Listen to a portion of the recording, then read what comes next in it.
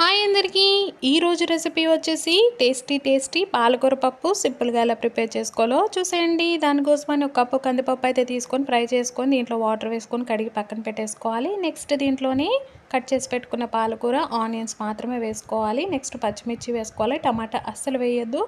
Next సరిపడా salt, కొంచెం పసుపు వేసి వాటర్ వేసి మూత పెట్టేసి 3 లేదా 4 విజిల్ అయితే రానివ్వాలి.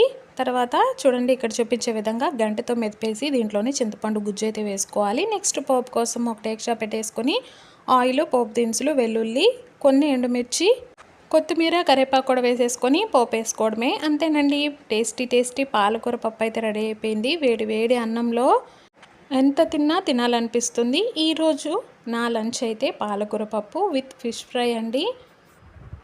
ఇంతకీ ఈరోజు మీరేం తిన్నారు కామెంట్ చేసేయండి. మరిన్ని వీడియోస్ కోసం నా ఛానల్ సబ్స్క్రైబ్ చేసుకోండి. బాయ్.